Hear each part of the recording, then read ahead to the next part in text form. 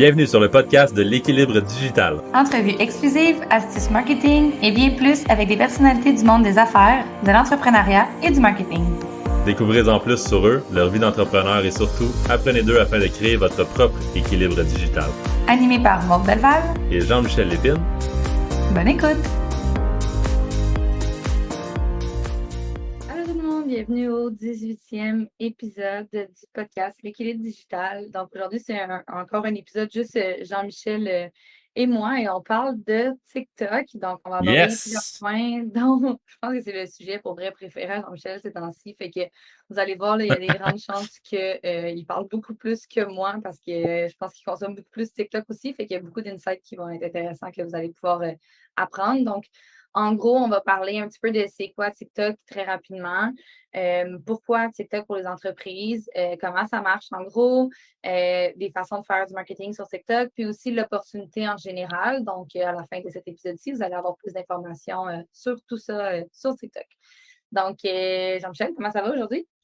Ça va super bien, content de notre sujet d'aujourd'hui. Je pense c'est le mot qui est un petit peu sur toutes les lèvres. Là. D'ailleurs, je le mets sur plusieurs lèvres moi-même, mais c'est un solide réseau social. TikTok encore un petit peu trop méconnu au Québec. Fait qu'on va mettre D'après moi, vous allez ressortir d'ici avec un ou deux affaires que vous connaissiez pas, c'est certain. Probablement, fort probablement, pas mal plus. Oui, tout à fait, exact. Fait que explique-nous un petit peu c'est quoi TikTok rapidement. Donc, juste pour expliquer un petit peu là, à quoi ça ressemble TikTok pour ceux qui ont jamais été sur l'application, qui l'ont même pas encore téléchargé, mais TikTok, c'est un format vidéo un petit peu à la YouTube, mais YouTube qui a des vidéos pas mal plus longues. TikTok, c'est des vidéos pas mal plus courtes, donc qui se consomment rapidement. On parle de vidéos qui vont osciller souvent entre une quinzaine, trentaine de secondes, mais qui vont jusqu'à 1 minute maximum. Donc, on peut connecter des clips, éditer les vidéos à notre façon, mettre un filtre par-dessus, mettre des petites animations, mettre des chansons par-dessus, puis on peut même faire des lives à ça sur TikTok. L'application a été downloadée jusqu'à présent 2,6 milliards de fois. C'est vraiment énorme. On parle en fait, c'est l'application qui a été le plus téléchargée là, en 2020 devant Facebook, Messenger, WhatsApp et tous les autres réseaux sociaux et toutes les autres applications de ce monde. C'est 800 millions d'abonnés d'utilisateurs actifs. TikTok, la grande majorité en Asie, mais de plus en plus là, aux États et en fait partout dans l'Ouest. C'est de plus en plus à la mode. On parle d'une application aussi qui est super beaucoup utilisée quand on l'a. Donc, on a 52 minutes par jour en moyenne parmi les utilisateurs. C'est vraiment gros. Comparativement là, à Facebook et Instagram, on parle de 58 minutes puis 53 minutes respectivement, puis tout porte à croire que la moyenne de TikTok va dépasser les deux autres parce que justement, c'est du contenu qui est extrêmement facile à regarder et à consommer. Puis vraiment, la force de TikTok, on va revenir dans plusieurs fois là, au courant du podcast certainement, mais on parle vraiment d'une bombe en organique pour tout ce qui est contenu, donc qui est un avantage naturellement pour si on veut devenir une entreprise qui est connue ou aussi un influenceur ou juste quelqu'un qui crée du contenu, ben, le potentiel de viralité est complètement incroyable sur cette application parce que justement, le contenu se consomme vite et il n'y a pas assez de créateurs de contenu pour le nombre de monde qui en consomme. Ce qui fait que, au contraire de Facebook, je suis sûr que certains des auditeurs vont se reconnaître. Votre page Facebook, on arrache à même que nos propres abonnés voient nos propres contenus à cause de l'algorithme Facebook et à cause du nombre de contenus que sur Facebook. Donc, le potentiel de viralité est vraiment plus bas. Et sur TikTok, ben, c'est le contraire. Il y a beaucoup plus de gens que le nombre de vos abonnés qui vont probablement voir vos contenus parce que justement, le contenu est tellement facilement consommable, puis il n'y a pas assez de créateurs pour le nombre de contenus qui se fait. Puis tu sais, il y a beaucoup de gens qui nous disent justement, puis je pense que c'est une croyance générale, que c'est juste des vidéos de danse, mais c'est vraiment loin de là. Ça a beaucoup, beaucoup évolué aussi dans les derniers mois. La pandémie a fait qu'il y avait beaucoup plus de gens qui consommaient l'application, beaucoup plus de créateurs qui se sont mis sur la plateforme aussi. Fait que on peut parler de n'importe quelle entreprise qui est tranquillement pas vite. Ils adaptent leur stratégie sur TikTok parce que c'est important de comprendre que la stratégie sur TikTok va être vraiment dans plusieurs des cas différentes qu'Instagram et Facebook. Donc, on peut parler aussi d'humoristes comme Rachid Badouri, tout ça. Donc, en gros, il y en a énormément. Là. Jean-Michel, je pense que tu avais une petite liste que tu voulais partager aussi. Là. Ouais, ben, sans dire une liste, là, c'est extrêmement vrai ce que tu dis, Maud. C'est pas vraiment, c'est loin d'être juste des vidéos de danse. Puis quand que je commence à en parler avec nos clients ou juste avec famille et amis, on dirait que la tête des gens va directement là parce que oui, c'était ça peut-être il y a 2, 3 ans, mais là, on parle vraiment d'une plateforme qui a beaucoup, beaucoup de créatifs, beaucoup, beaucoup de gens, que ce soit en musique, des trucs inspirationnels, de l'humour, le fitness, toutes pas mal les sphères, les niches sont rendues sur TikTok, que ce soit, je pourrais en nommer que quelques-uns, là, on a des excellents sketchs humoristiques avec Call Me Chris, qui est une fille qui est complètement pop qui fait ça à temps plein sur TikTok à cette heure. On a Zach King, l'illusionniste, qui a fait le TikTok le plus vu jusqu'à présent avec au-dessus de 2 milliards de vues, ce qui est complètement énorme, là, 2 milliards de vues, on s'entend sur compte tenu qu'il y a comme 7, 8 milliards d'humains sur la planète, on peut s'attendre à ce que le clip a été vu quelques fois. Je l'ai d'ailleurs regardé quelques fois. C'est vraiment cool. Si vous avez la chance de voir ce petit clip-là, c'est vraiment le fun. Puis en fait, tous ces sketchs sont le fun. Puis souvent, les entrepreneurs me disent que ce que j'entends, monde, là, puis je suis sûr que tu l'as entendu toi aussi. Euh, Ils me disent, ben moi, ma niche n'est pas vraiment sur TikTok, tout ça. Écoutez, j'ai vu des Kiro avec des millions d'abonnés, j'ai vu des dentistes, j'ai vu à peu près tout sur TikTok, parce qu'il y a de plus en plus de tout.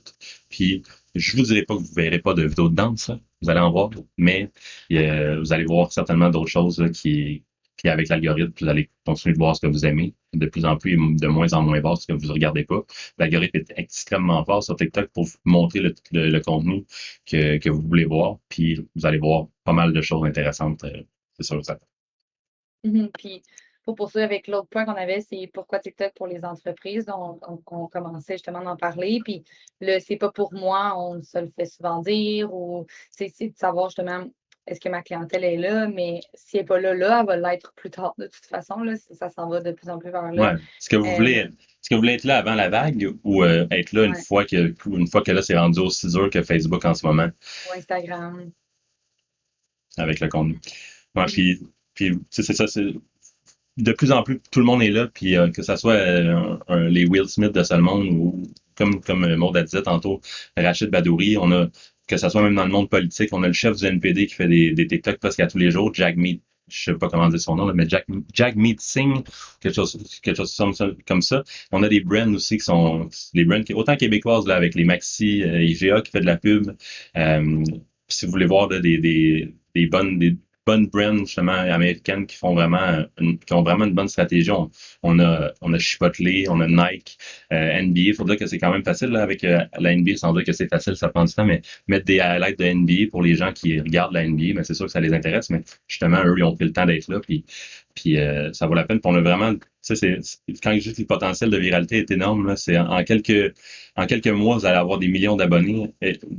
Puis même certaines Québécoises, là, il y a 2 Québécoises qui sont rendues à presque 10 millions d'abonnés avec Enola Bédard, qui est passée à l'émission à TVA que j'oublie là, de danse, qui me reviendra pas.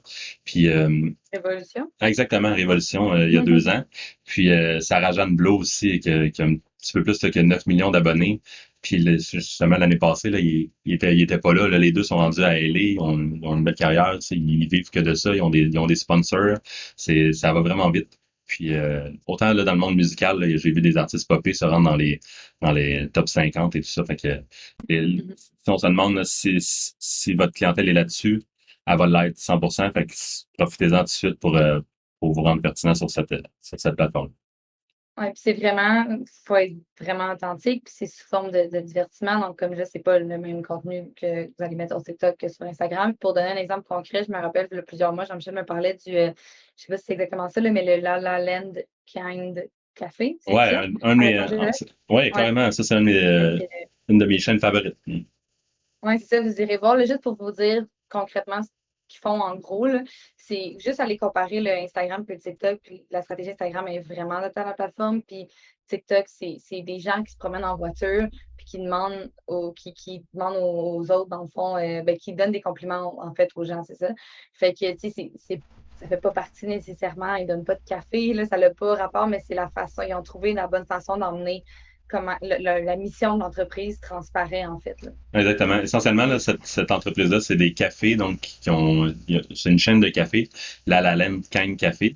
Puis il engage des gens, il engage des jeunes en fait qui ont eu une enfance difficile, puis qui sont ça aussi le mot m'échappe là, mais dans des maisons.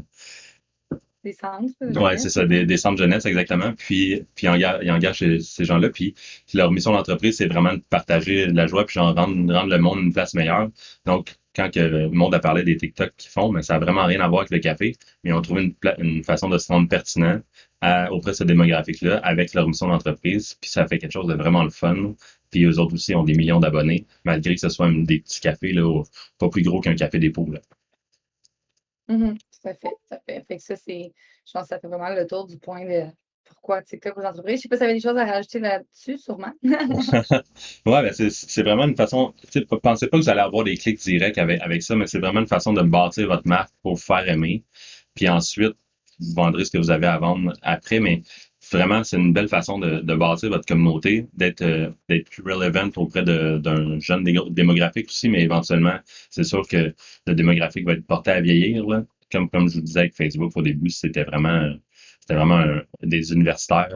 Puis après ça, ça a juste grandi. Puis là, ma tante, ma grand-mère sont sur Facebook. Puis on parle vraiment aussi d'une audience internationale. Fait que ça, c'est le fun aussi si vous voulez aller chercher des marchés un petit peu plus loin que juste le Québec. Mais c'est essentiellement vraiment juste là, de pourquoi TikTok pour les entreprises, c'est d'être là. Faut que vous compreniez les entreprises qu'il faut que vous soyez là où ce que vos consommateurs sont, puis ils vont être là. Donc, soyez avant la vague, puis allez-y. Puis c'est vraiment une façon, encore là, authentique de faire du marketing. Si vous le faites, si vous voulez vraiment juste vendre sur TikTok, vous n'aurez personne ne va avoir un intérêt envers vous, mais si vous avez une approche authentique, le fun, qui apporte de la valeur, c'est sûr et certain là, qu'il y a une place pour vous, peu importe ce que vous faites sur TikTok. Tout à fait. Puis on a déjà survolé le comment ça marche en gros, là, mais au niveau des trends, en fait, c'est que mettons qu'on y va encore concrètement niveau exemple, souvent il y a des trends avec de la musique et tout ça, c'est pas obligé nécessairement d'être une danse, mais par exemple, une marque de vêtements serait probablement avantagée de suivre. Ben, la plupart des gens sont avantagés de suivre les trends, mais des fois, c'est juste de montrer le produit à travers le trend ou démontrer le service à travers le trend Ouais. aussi. Qui fait que ça nécessite beaucoup, beaucoup de créativité, là. Mais tout est possible. Ouais, ben, rappelez-vous, en fait, là, tout le monde se rappelle, puis c'est mon exemple que j'utilise tout le temps. Là. Rappelez-vous du Ice Bucket Challenge, il y a à peu près, on parle d'il y a presque 10 ans maintenant, probablement. Ben, c'est ça, mais en continu. Donc, tout le monde est comme rentré un petit peu dans le Ice Bucket Challenge, puis tout le monde avait du fun, puis tout le monde regardait les Ice Bucket Challenge de tout le monde. Ben, c'est carrément la même chose sur TikTok. Il y a plusieurs trends. Souvent, c'est des trends de danse, on s'entend, mais d'autres choses. Puis en tant que brand, ben, vous pouvez juste rentrer là-dedans, puis mettre votre nom à travers le trend, puis c'est ça qui est le fun. Puis pour comment ça marche, on a dit un petit peu, là, c'est du contenu qui se consomme rapidement. Puis c'est vraiment un algorithme vraiment fort. Donc, si vous voulez avoir des vidéos qui fonctionnent, souvent, il va falloir mettre un gros accent sur le début de la vidéo. Donc, sans mettre un gros accent, mais juste être peut-être mystérieux, ou juste peut-être avoir un effet de surprise qui fait en sorte que ça accroche tout de suite l'auditeur. Puis l'algorithme, il est vraiment intense, mais ce qu'on en comprend, on n'est pas dans le secret des dieux de ByteDance, l'entreprise que TikTok, mais on comprend que plus le vidéo se regarde longtemps, plus il y a de l'interaction avec la vidéo, plus il y a des commentaires, plus il y a des commentaires de personnes qui ont beaucoup d'interaction sur leur propre chaîne aussi, mieux sont vos chances d'avoir des TikTok, des vidéos donc, qui vont être virales. Puis on parlait la semaine passée, justement, si vous n'avez pas écouté le podcast avec Sam, on parlait justement, c'est un 15 secondes, je pense, pour capter l'intérêt pour le niveau de l'algorithme et tout ça. Donc, bref, vous aurez écouté le podcast, on en parle un petit peu plus, là, TikTok, YouTube, Instagram, qu'on survole, là, surtout. Ouais, sur YouTube, c'est vraiment important, je dirais même 15 secondes, comme que ça me disait, mais la première minute, mais sur TikTok, c'est encore plus rapide que ça. Là. Si vous en consommez régulièrement, vous allez voir que votre doigt, quand que vous n'êtes pas intéressé, il fait partir vite le TikTok puis vous passez au prochain. Fait que soyez vraiment pertinent là, ou mystérieux sur un effet de surprise vraiment dans les premières secondes. Tout à fait. Puis, Jean-Michel, les 4 façons de faire du marketing sur TikTok. Je sais que tu avais des choses aussi que tu voulais partager là-dedans, dont ta fameuse phrase, là, c'est comme un peu ton créneau là, que tu aimes beaucoup. Là. Vas-y, je te laisse l'honneur de la dire. Quelle est cette phrase, mon nom? Marketing, that. Marketing that doesn't look like marketing? Ouais. C'est souvent ça, puis je pense que c'est vraiment important de le partager ici aussi. Ouais, ben c'est bon là, d'avoir tout le temps des offres, des rabais, des choses comme ça. Puis c'est ça qui va faire acheter en bout de ligne. Mais pour faire acheter, il faut avant que vous fassiez aimer. Puis ça, je le dis souvent. Puis avant ça, même, il faut que vous fassiez connaître. Mais pour faire aimer, c'est vraiment important pour les brands aujourd'hui de pas pousser tout le temps la vente et encore une fois, être pertinent où ce que vous parlez. Donc, si c'est sur Facebook, souvent sur Facebook, peu importe le média, en fait, je ne veux pas utiliser d'exemple, peu importe le média que vous êtes, pensez au consommateur, il n'est pas là pour il est pas là pour se faire vendre quelque chose. Il est là pour consommer du contenu fun, pour se divertir, pour passer le temps. Fait que si vous êtes là au bon moment avec le bon contenu en réponse à ça, ben c'est là que vous le gagnez, que vous mettez que vous avez de la bonne interaction, de la bonne engagement, que vous faites aimer votre marque. Fait que quand vous poussez, par exemple, sur Facebook, vos produits ou services, quand vous poussez sur TikTok vos produits ou services de manière très froide, ou votre offre, votre 20%, mais il n'y a pas personne qui va vous aimer avec ça. Si vous faites sur Facebook, si vous mettez une quote sur Facebook, si vous mettez des faces d'humains, si vous mettez des choses que vous savez qui sont souvent, qui ont un haut taux d'engagement, mais c'est là que vous vous rendez pertinent. Puis ça peut être aussi suivre, vous engager dans une cause sociale, sur Facebook et tout ça. Mais sur TikTok, donc, suivre le trend, comme on dit. Mais ça, c'est de même que vous vous rendez pertinent, entre autres. Fait que vraiment, c'est une bonne plateforme pour ça, de faire du contenu natif pour faire aimer votre marque. Mhm. Quand on parle des 4 grandes façons de faire du marketing sur TikTok, c'est parce qu'il y a comme 4, il y a plus de façons que ça, mais il y a comme 4 façons officielles. Puis la première étant d'utiliser des influencers, donc qui font du contenu sur TikTok, donc qui sont des gens qui sont reconnus par les autres, les personnes qui consomment TikTok, et les utiliser pour faire des vidéos natifs, donc des vidéos qui fit dans la plateforme, et leur demander qu'ils fassent vos propres vidéos en les payant, naturellement, en donnant un cachet, puis utiliser leur propre page pour mettre cette vidéo-là. On a plein de marques qui le font. J'ai vu Desjardins le faire au Québec, mais j'ai vu beaucoup de marques de vêtements naturellement le faire. J'ai vu Bang Energy, qui est un genre de Red Bull. J'ai vu quand même pas mal de marques faire ça. C'est quand même une très bonne façon là, de faire une collaboration qui est gagnante avec des influenceurs. Puis ce matin, justement, on parlait avec l'équipe, puis on parlait du podcast qu'on avait enregistré aujourd'hui, puis Eugénie, qui est notre infographiste, nous a soulevé un point par rapport aux influenceurs que j'ai vraiment trouvé pertinent. C'est que vous assurer de trouver, si vous voulez faire avec des collaborations avec des influenceurs, en fait, c'est vous assurer de trouver un influenceur qui fit vraiment avec les valeurs de votre entreprise, parce que souvent, justement, comme on disait sur TikTok, ce que vous allez faire ressortir, c'est pas nécessairement vos produits, services, mais c'est les valeurs de la compagnie, puis ce que vous voulez, mettons, comme justement le café, là. C'était vraiment ça qu'il faisait. Fait que vous assurez qu'il n'y a pas un crash, si tu peux dire, dans le fond, quelque chose qui ne fonctionne pas, là, un problème de fit au niveau d'influenceurs que vous allez choisir. Donc, par exemple, il y avait un brand que j'ai pas les noms, mais qui était très, très, une de leurs valeurs, là, c'était tout le côté écologique et tout ça. Puis, on fait affaire avec un influenceur qui teste des jouets et des articles du Dollarama, en fait, mais après les avoir testés, la personne les jetait. Donc, automatiquement, ça ne fitait pas avec leur valeur d'entreprise. Ça, c'est des choses à vérifier, en fait. Là.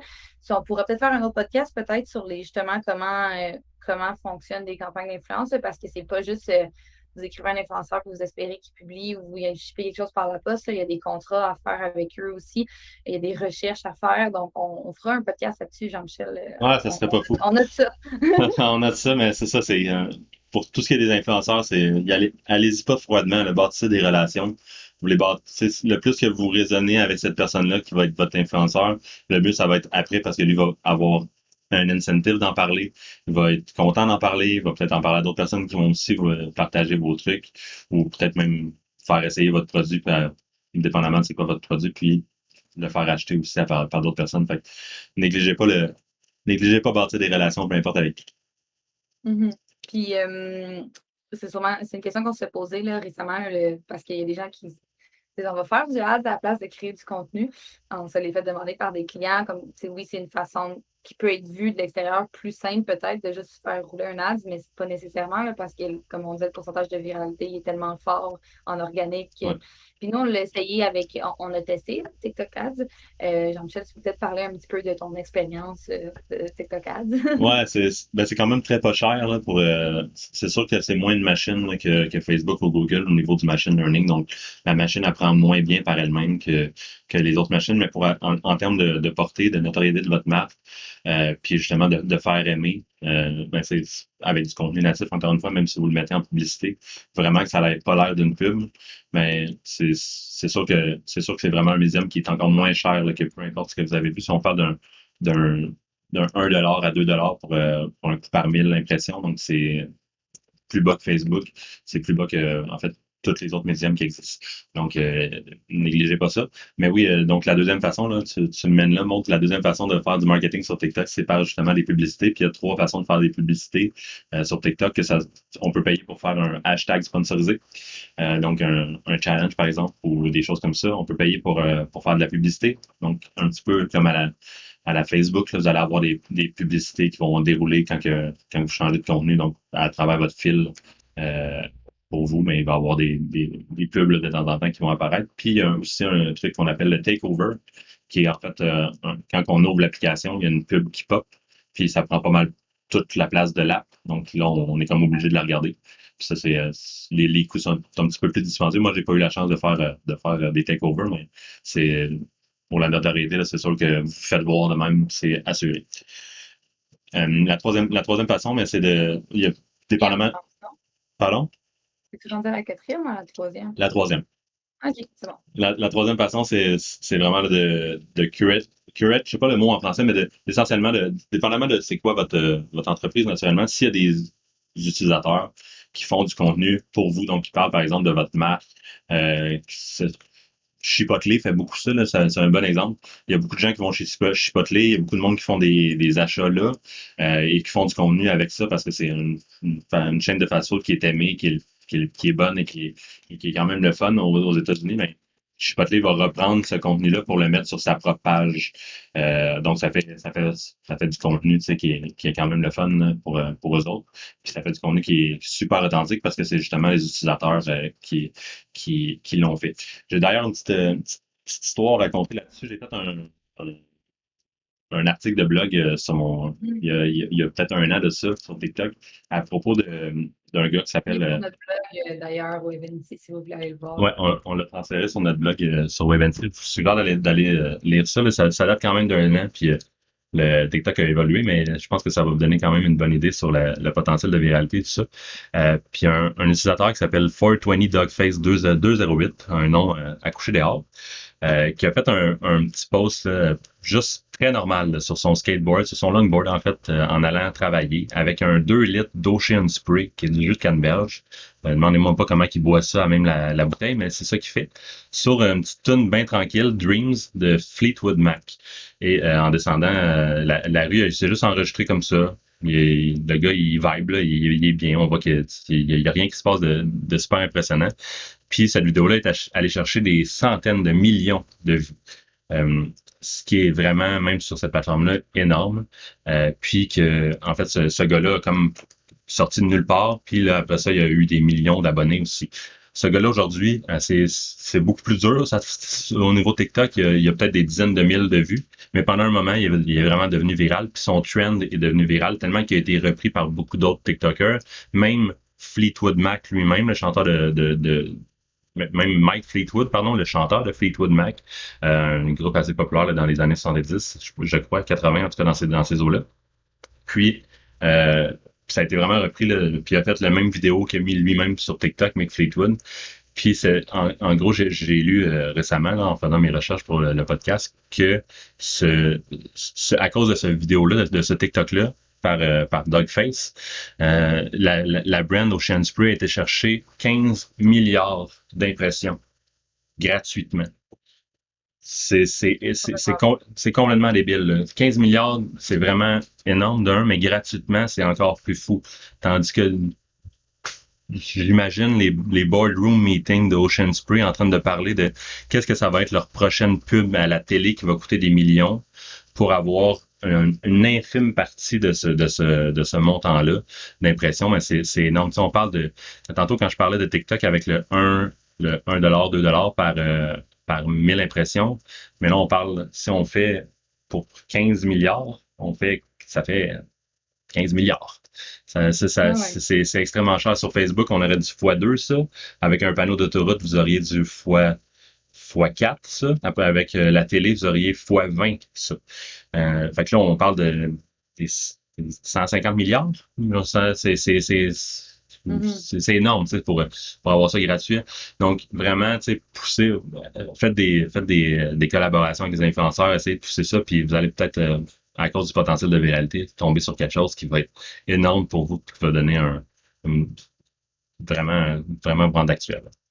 Tu sais, c'est différent, là, fait que c'est sûr que là, en ce moment, fait que vous nous écoutez parler, vous êtes comme, je comprends pas un gars sur un skate avec un jus, genre, Ouais, j'étais comme ça aussi, là, au début, c'est comme juste à n'y rien comprendre, là, je vous l'accorde. Allez sur la plateforme, prenez le temps d'aller découvrir avant de commencer à dire demain matin, je crée du contenu sur cette plateforme-là, tu sais.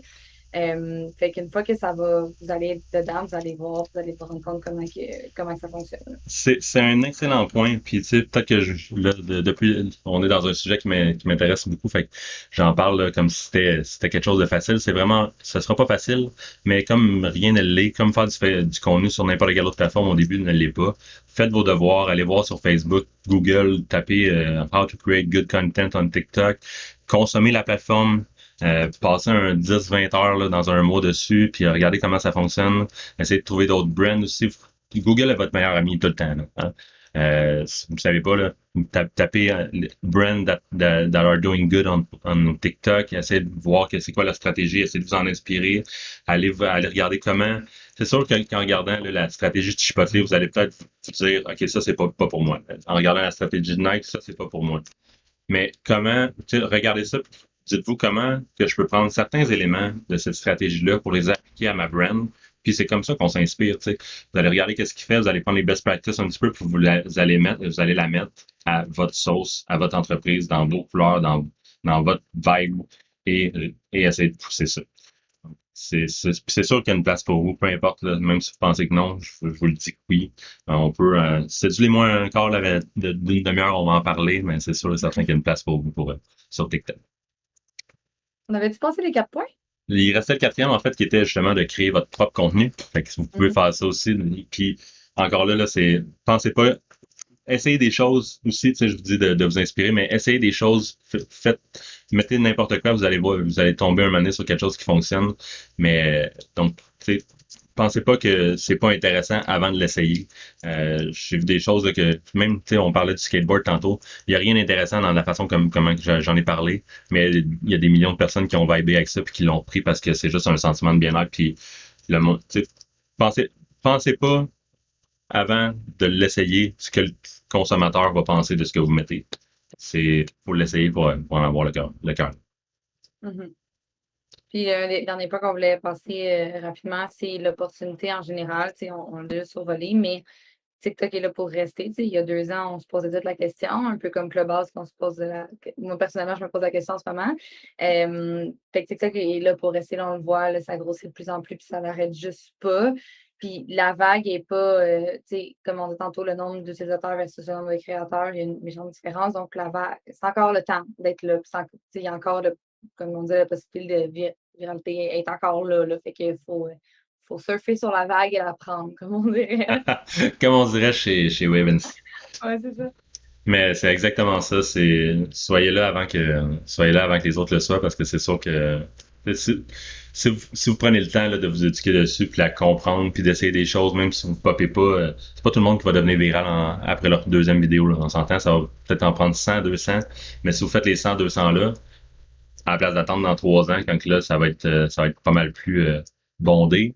Mais là, vous allez avoir fait vos devoirs, vous allez déjà être capable de faire du contenu qui fonctionne. Vous allez avoir déjà une gigantesque base d'abonnés aussi. Puis donc, vous allez être pertinent avant les gens qui vont rentrer après la vague, donc dans 3 ans. Puis que là, ils vont devoir faire ces devoirs-là aussi.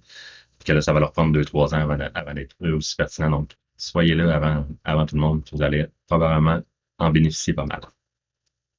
Ouais. Tu avais quelque chose d'autre à rajouter? Ça ressemble à ça aujourd'hui. Et moi, j'ai une question pour toi. Présent. On pose la question à tous nos invités. On se l'est jamais, on l'a jamais dit, nous, qu'est-ce qu'on faisait pour garder les clés digitales. Fait que ça va être toi aujourd'hui qui va partager qu'est-ce que tu fais pour garder les clés digitales. C'est Je quoi ce, partagerai, c'est, moi, c'est quoi ce plus tard. bout-là de podcast non prévu que tu me mets sur le piédestal là, pour... Écoute, non, mais c'est une bonne question que j'ai jamais vraiment réfléchi, même si on la pose à nos invités, même si on a des excellentes réponses. Faudrait faire un, je sais pas, un mixtape, les mettre ensemble, là, toutes ces réponses-là, parce que c'est vraiment intéressant ce qu'on a eu pour cette question-là, qui est tout le temps notre dernière question à chaque podcast avec nos invités. Pour moi, là, tu sais, c'est, à part, là, d'avoir, j'ai souvent essayé, à toutes les fois que j'allais pas bien dans ma vie, j'ai souvent essayé d'avoir une routine, OK? Puis ça, là, que ça soit de me lever à 5 heures le matin, d'aller courir le matin, d'aller courir le soir, de mieux manger, de moins consommer de médias sociaux, d'arrêter d'utiliser mon cellulaire après 9 heures le soir. Plein de choses que j'ai essayé. À toutes les fois que je me pars une routine, ça fonctionne, puis je redeviens mieux. Mais, je la respecte jamais un mois plus tard, puis je reste quand même correct après. On dirait que j'ai juste besoin d'un petit spark pour un petit changement dans ma vie pour juste revenir correct puis me repartir. Je pense que mon équilibre, là, pour moi, dans ma vie, c'est d'avoir tout le temps du changement. Puis que quand que je pense que j'en ai pas, c'est là que je deviens un petit peu moins bien avec moi-même.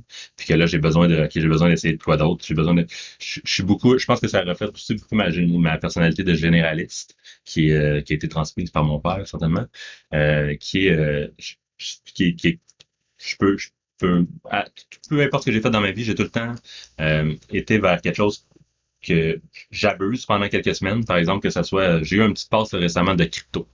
Où que là, j'ai comme regardé des vidéos pendant 2 semaines, j'ai investi, je me suis fait du fun avec ça. Puis après ça, là, je suis comme, OK, je voulais en apprendre, j'en ai assez appris, on passe à autre chose.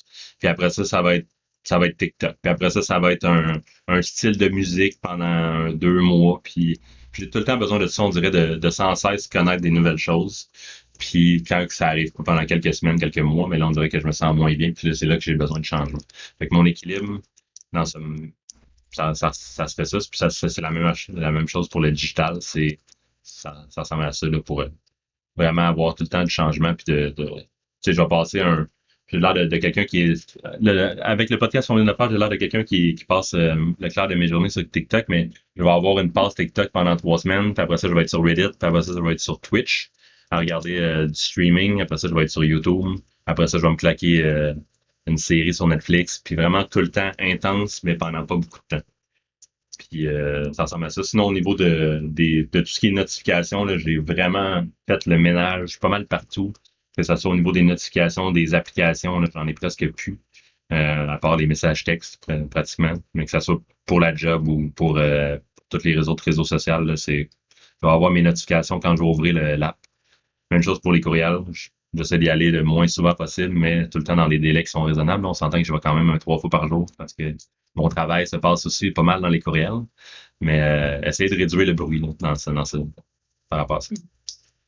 Bonne réponse. Yes, sir. Ben, merci tout le monde d'avoir été présent et présente à notre 18e épisode. J'espère que vous avez apprécié aujourd'hui. S'il y a des sujets que je vous dirais que Jean-Michel et moi, on approfondisse plus, on a soulevé l'idée des campagnes, parler des campagnes d'influence, puis aussi on veut parler de LinkedIn dans quelques épisodes. Mais bref, si vous avez des idées, des sujets que vous voulez qu'on aborde, n'hésitez pas à nous écrire en privé ou de le mettre en commentaire. Si vous êtes encore là en écoute jusqu'à la fin de cet épisode-là, je serais vraiment curieux de savoir si il y a quelle des choses qu'on a dit pendant le podcast qui vous a le plus allumé, qui vous a plus étonné, ou même si vous aimeriez avoir une discussion avec moi de TikTok ou comment vous pourriez amener du TikTok dans votre brand, mais lâchez-moi un petit hello sur LinkedIn puis on va jaser de ça avec plaisir. Un gros merci. Hey, l'épisode d'aujourd'hui est terminé. Un gros merci d'avoir écouté. Si vous avez apprécié, n'hésitez pas à nous suivre sur votre plateforme de podcast préférée ou directement sur les réseaux sociaux.